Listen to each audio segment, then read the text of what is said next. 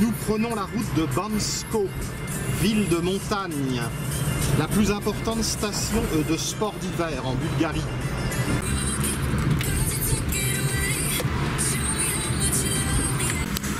Les animaux se promènent carrément sur la route.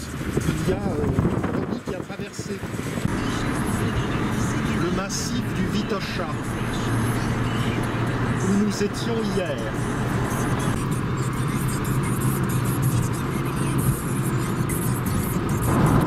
Vers la Grèce, une belle mer de nuages à l'horizon.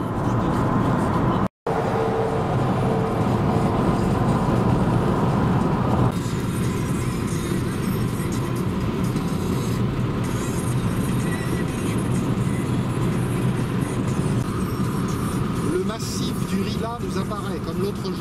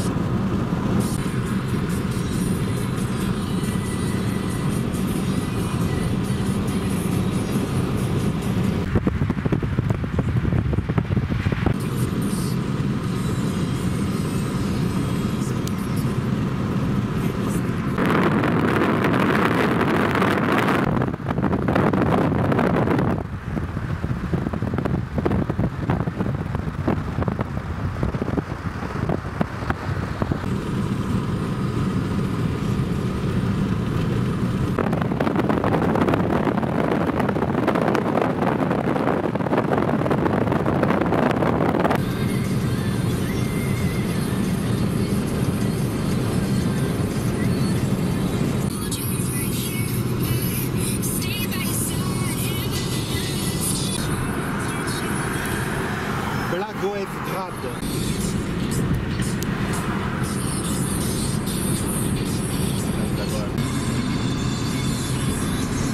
Blagoevgrad. Tunnel autoroutier en construction, reliant Sofia à la Grèce.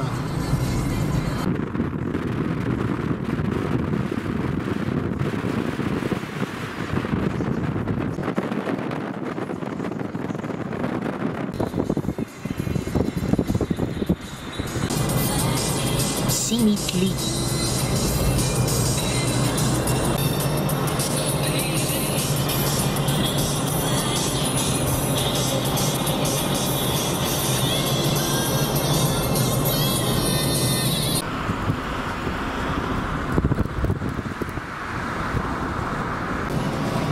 Il prend de l'altitude.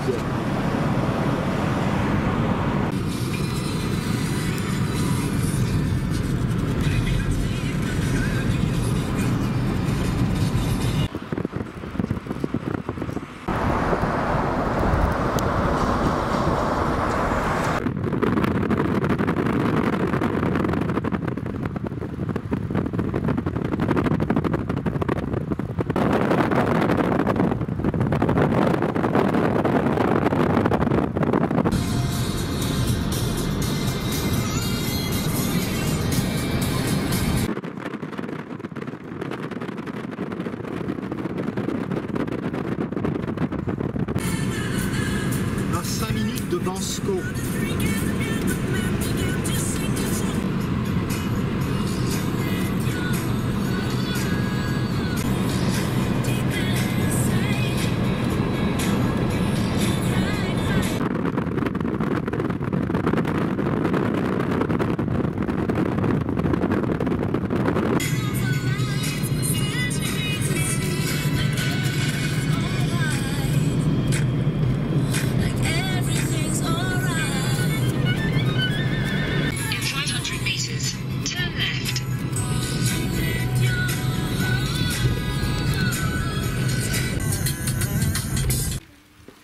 L'arrivée à Bansko. La première impression que j'en ai eue était très favorable. Ce qui est agréable, c'est de marcher au hasard des rues piétonnes dans Bansko. Partons à la découverte du village de Bansko, dont les origines remontent au moins au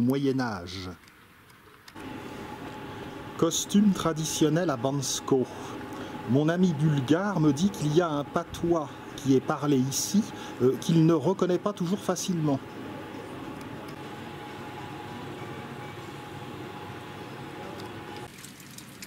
Bansko a beaucoup contribué au commerce entre la mer Égée et l'Europe centrale. Mais lorsque la navigation s'est développée sur le Danube, elle s'est trouvée un peu à l'écart et a décliné. Cependant, de nos jours, elle a su trouver un renouveau avec les activités de sport d'hiver et une ville à part a été construite. À part les vieux quartiers, l'un des clous de la visite de Bansko, c'est l'église de la Sainte Trinité.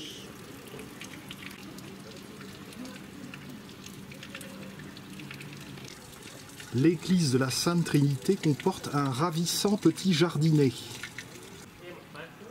Le clocher, avec son élégant clocheton et puis ses nids de cigognes, date de 1850.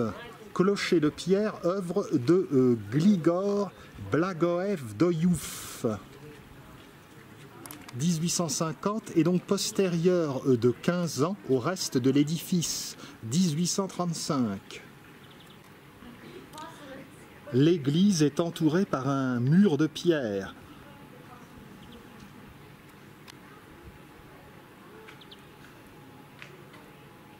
Le jardin est entretenu avec grand soin. Le clocher se détache de l'église. Le petit cimetière.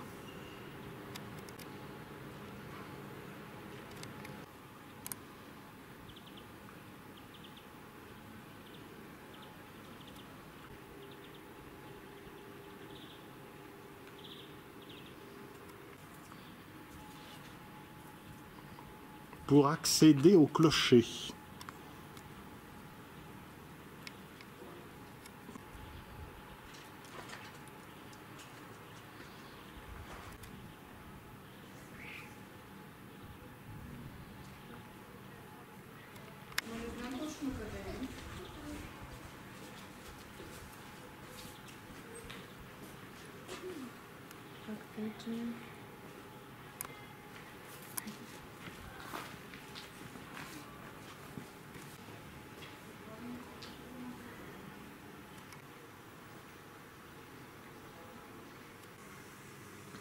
L'église est entourée d'une agréable galerie, couverte à arcades, peinte de blanc et de bleu et coiffée d'un plafond de bois.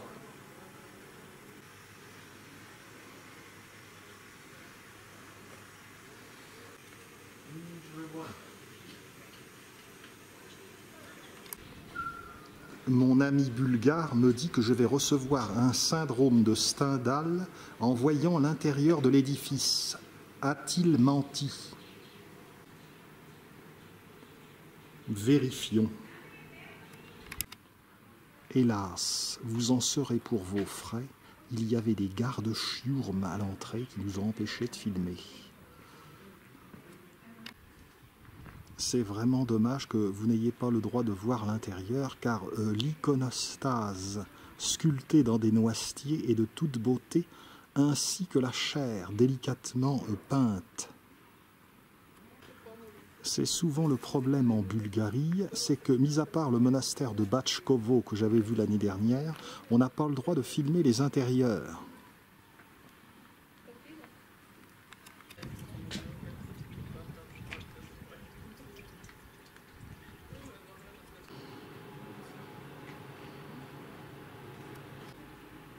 Autour de l'église, les demeures paraissent bien soignées.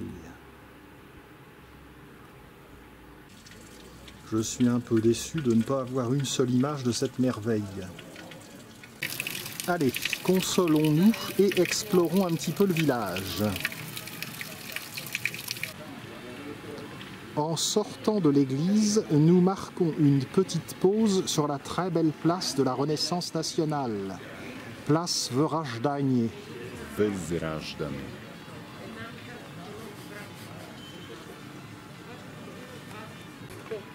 Il y a ici une statue de Pajziš de Hilandar. Hier soir à Sofia, dans la nuit, à proximité de la cathédrale, la statue de ce célèbre historien figurait, et on le retrouve ici à Bansko. Il y est né en 1722, il est mort en 1798. Il a écrit une histoire slavo-bulgare qui est tout à fait contestable, mais qui a contribué à réveiller le sentiment de la nation bulgare.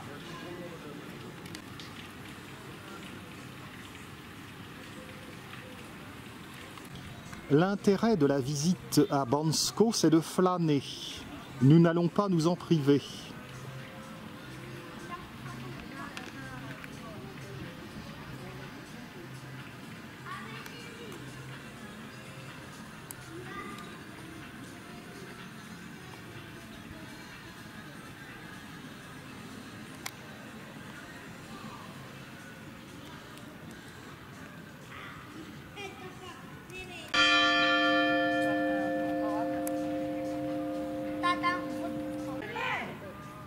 Sur la droite commence la vieille ville. Elle n'est pas très étendue, mais elle mérite un petit détour. La spécialité du pays. Une auberge dont les tables sont recouvertes de peaux de brebis.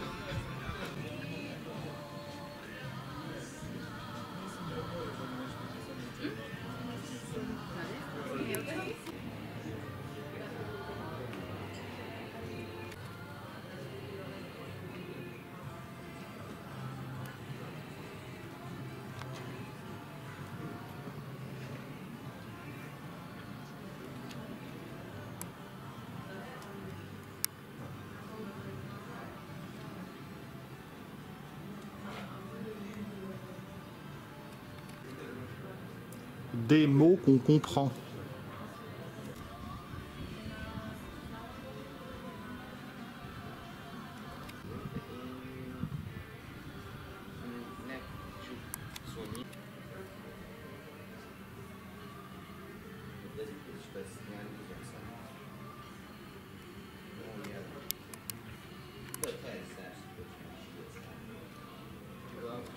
Les roses trémières, elles aussi, ont envahi la Bulgarie.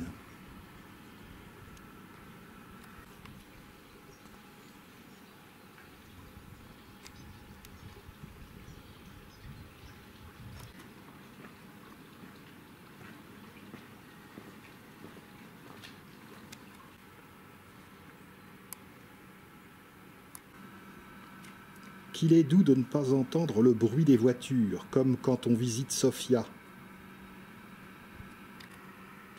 Par un interstice, on peut apercevoir la maison Velianov, sans doute la plus belle maison de Bansko, avec ses murs peints.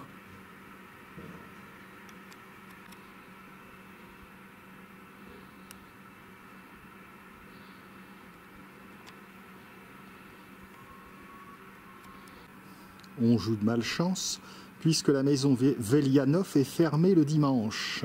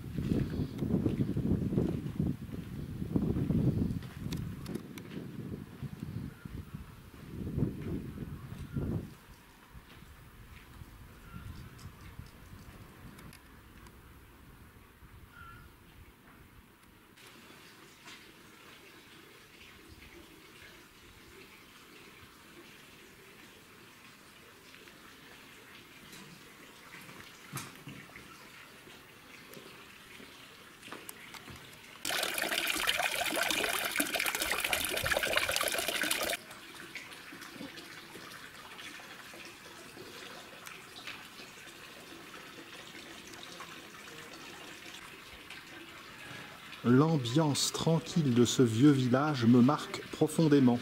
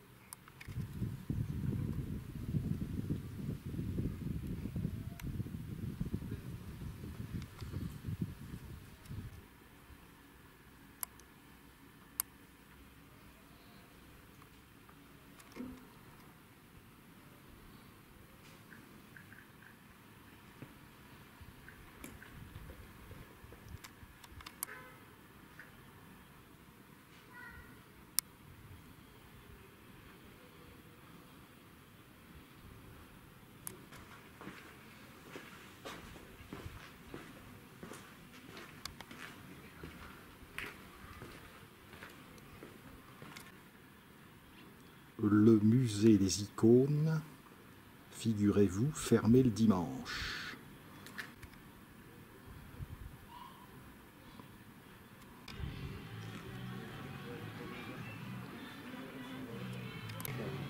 Retour sur la place Vörösdagne.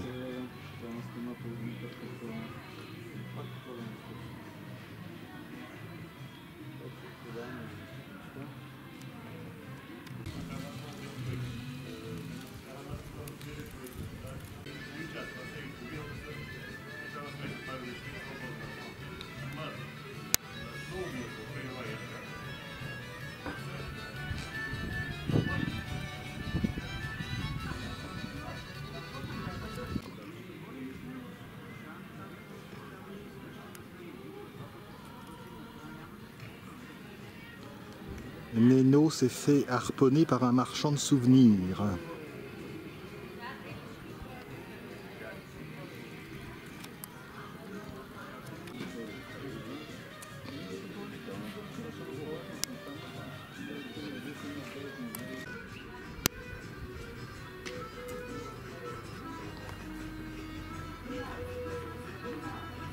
Cette brasserie a bonne réputation, paraît-il.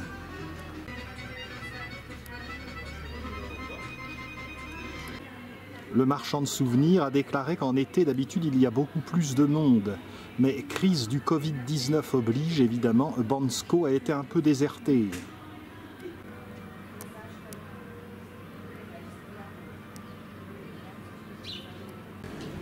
Nous descendons vers la place principale de la ville.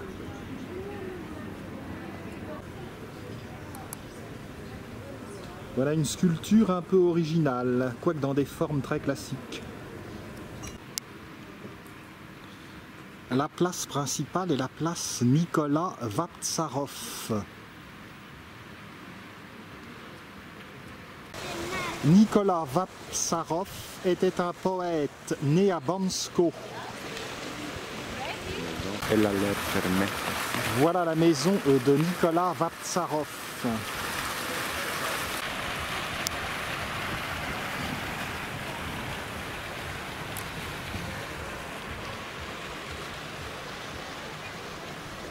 Heureusement qu'il y a quelques cafés, car cette place est un peu vide.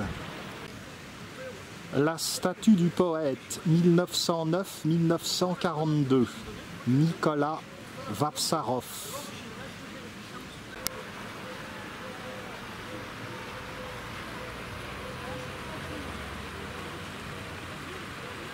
La décoration de l'endroit, sans trop de recherche, fait encore très communiste.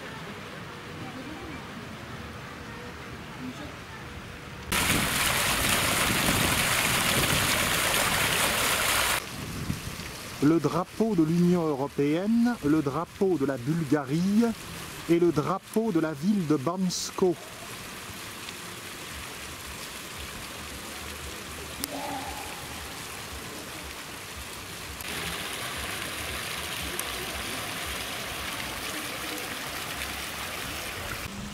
Bansko se trouve à la croisée du Rila, du Pirine et des Rhodopes. Le mont Viren se trouve à proximité, avec son altitude de 2914 mètres. Le petit hôtel maison ici.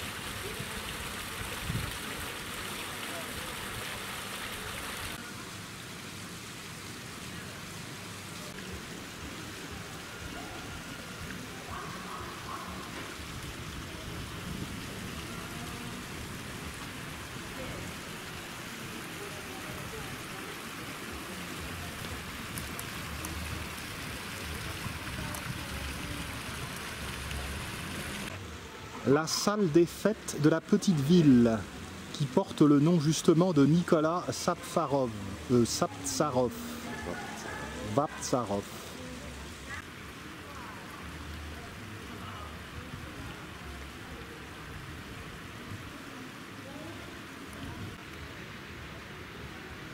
Ah, j'aperçois le drapeau roumain.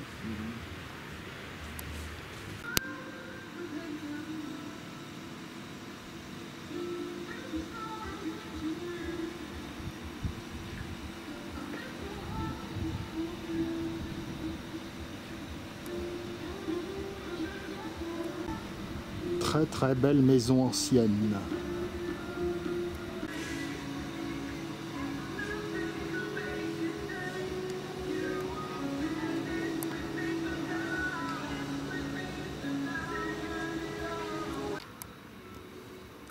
Le café rétro.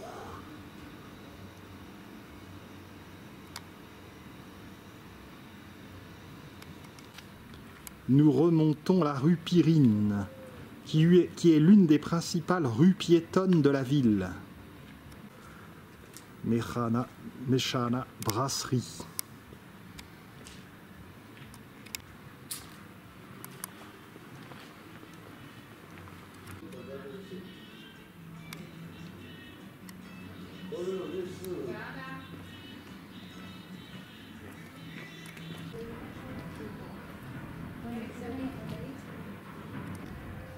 Retour sur la place de la Renaissance nationale.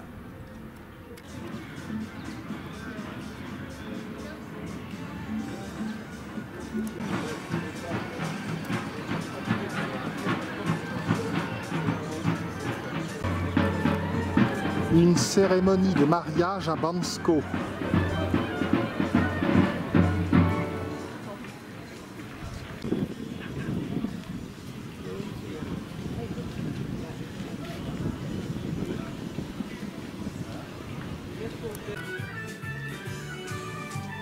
Nous avons mangé dans une auberge bulgare au décor très typique.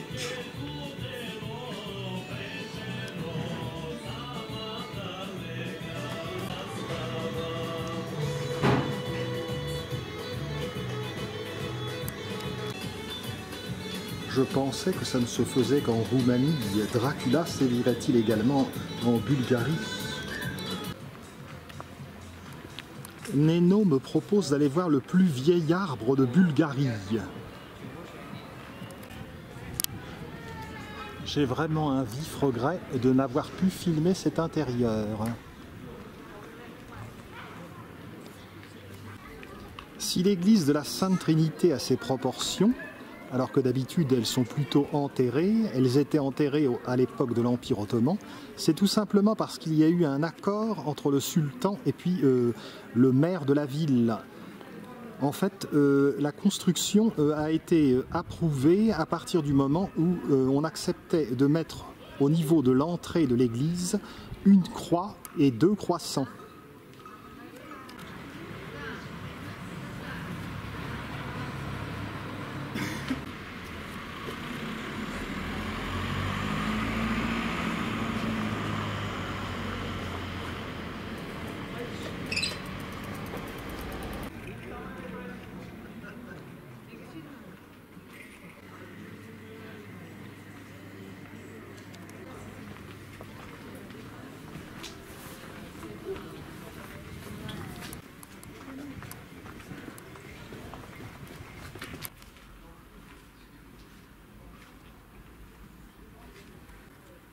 Lorsqu'une personne décède en Bulgarie, on dispose un nœud noir devant les maisons pour porter bonheur dans l'au-delà.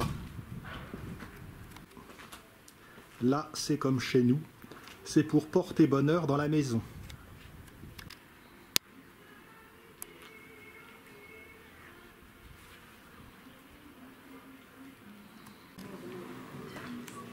Il y a eu décidément beaucoup de morts dans le village. Ils sont tous représentés ici.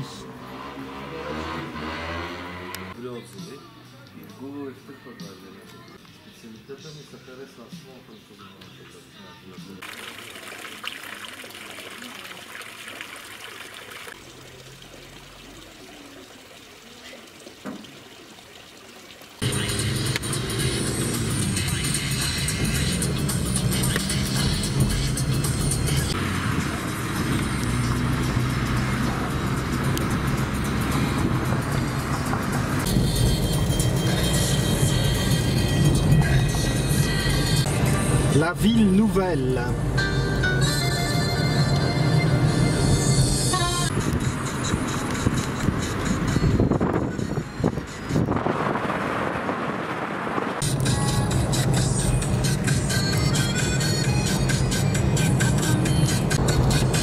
Direction le plus vieil arbre de Bulgarie, un moura.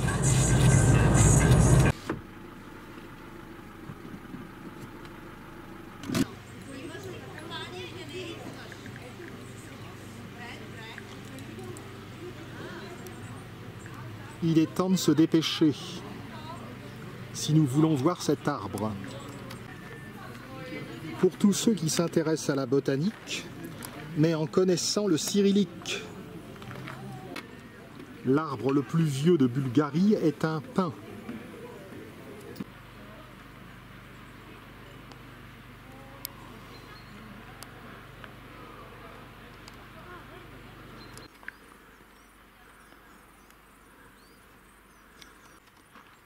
Voici le pin en question. Il a 1300 ans d'âge. Il mesure 26 mètres.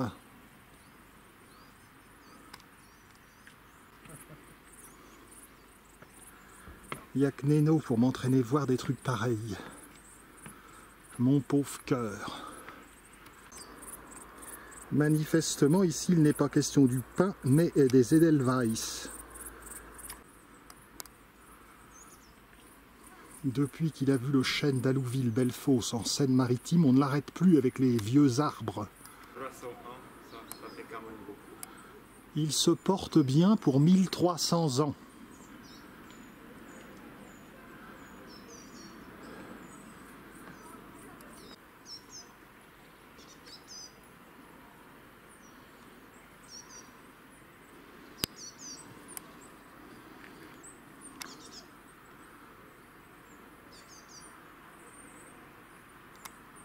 Le plus vieil arbre de Bulgarie.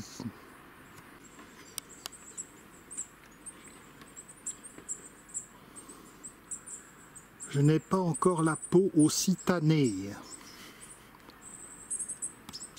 Ça viendra. Il est temps de rentrer à Sofia. Je touche le plus vieil arbre de ma vie. Faut être sensuel.